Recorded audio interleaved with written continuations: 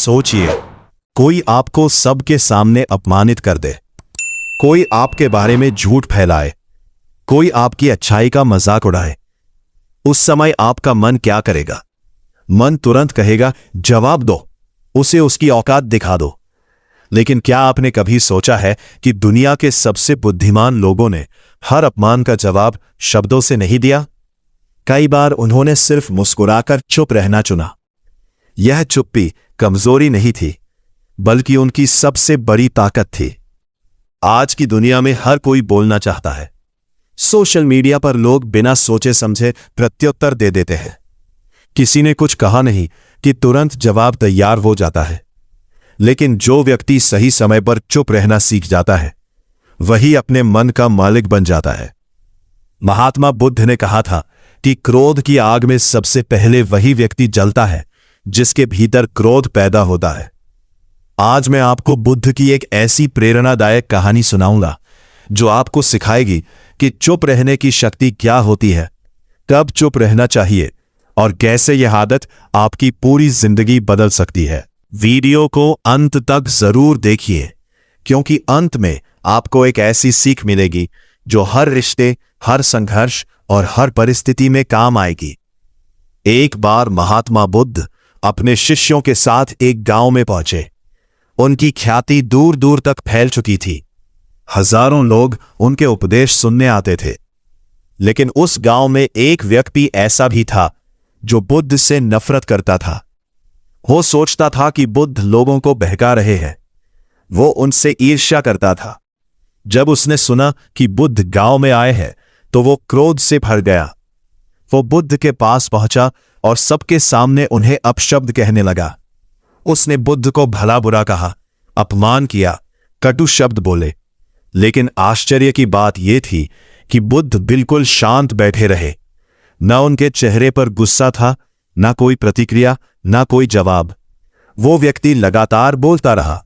कुछ समय बाद वो थक गया। उसे उम्मीद थी कि बुद्ध भी गुस्सा करेंगे, लेकिन ऐसा कुछ नहीं हुआ। तब उसने पूछा, क्या तुम्हें मेरी बातें सुनाई नहीं दे रही है? बुद्ध मुस्कुराए और बोले, यदि कोई व्यक्ति किसी को उपहार दे और सामने वाला उसे स्वीकार न करे, तो वो उपहार किसके पास रहेगा? व्यक्ति बोला, देने वाले के पास। बुद्ध ने कहा, मैं तुम्हारे अपमान को स्वीकार नहीं करता, इसलिए वह तुम्हारे पास ही रहेगा। यह सुनकर वह व्यक्ति स्तब्ध रह गया।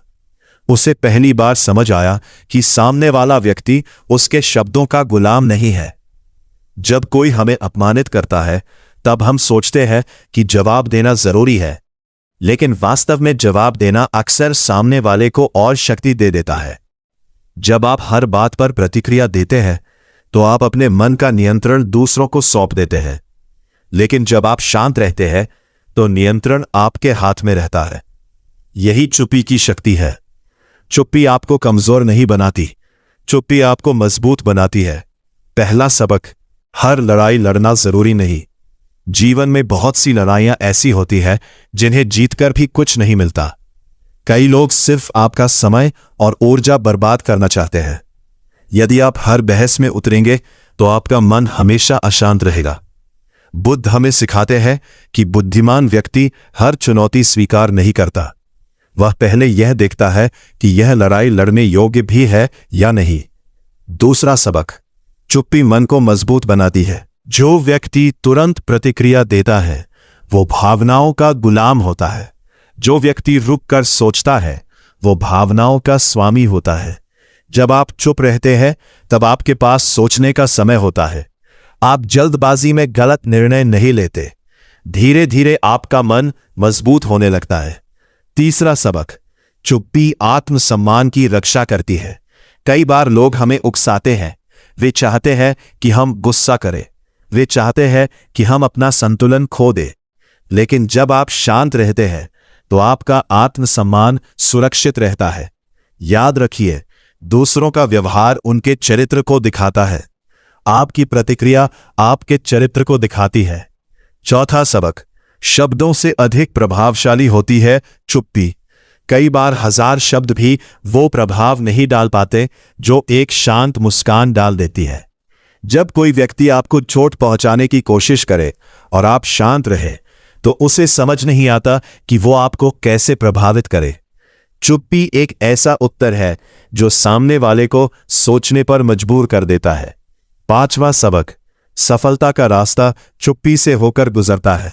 महान लोग अपना समय बहस में नहीं, विकास में लगाते हैं। यदि बुद्ध हर आलोचक को जवाब देने लगते तो क्या वे दुनिया को इतना बड़ा संदेश दे पाते? नहीं। उन्होंने अपनी ऊर्जा लोगों को बदलने में लगाई, लड़ने में नहीं। आप भी अपनी ऊर्जा को सही दिशा में लगाइए। एक दिन महात्मा बुद्ध के शिष्य ने पूछा, गुरुदेव, जब लोग हमारा अपमान करें तो हमें क्या करना चाहिए? बुद्ध ने कहा, यदि कोई व्यक्ति आग का कोयला उठाकर तुम्हारी ओर फेंकना चाहे तो सबसे पहले उसका हाथ जलता है। क्रोध भी ऐसा ही है। जो व्यक्ति क्रोधित होता है वह सबसे पहले स्वयं दुखी होता है। इसलिए बुद्धिमान व्यक्ति दूसरों के क्रोध को अपने भीतर प्रवेश नहीं करने देता। आज सोशल मीडिया का युग है। एक टिप्पणी, एक पोस्ट या एक संदेश लोगों को घंटों परेशान कर देता है।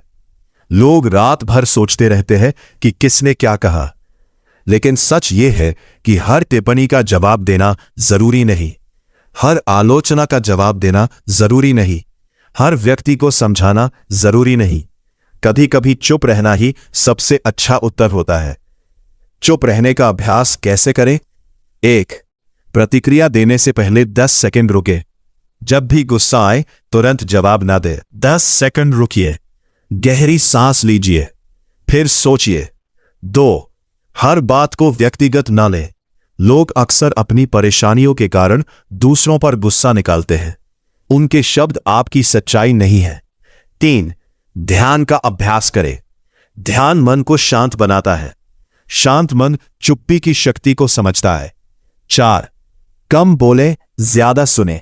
जो व्यक्ति सुनना सीख जाता है वो जीवन को बेहतर समझने लगता है। 5. अपने लक्ष्य पर ध्यान दें। जब आपका ध्यान लक्ष्य पर होगा तब छोटी छोटी बातों से फर्क नहीं पड़ेगा। दोस्तों, चुप रहना कमजोरी नहीं है। हर समय बोलना शक्ति नहीं है। सच्ची शक्ति उस व्यक्ति के पास होती है जो बोल सकता है लेकिन फिर भी सही समय पर चुप रहना चुनता है। महात्मा बुद्ध ने हमें सिखाया कि अपमान का सबसे बड़ा जवाब क्रोध नहीं बल्कि शांति है। जब कोई आपको उकसाए तो याद रखिए, आपका मौन आपकी सबसे बड़ी ताकत बन सकता है। जो व्यक्ति अपने शब्दों को नियंत्रित कर लेता है वो धीरे धीरे अपने मन को नियंत्रित कर लेता है, और जिसने अपने मन को जीत लिया उसने पूरी दुनिया जीत ली। इसलिए अगली बार जब कोई आपको चोट पहुंचाने की कोशिश करे तो तुरंत प्रतिक्रिया मत दीजिए।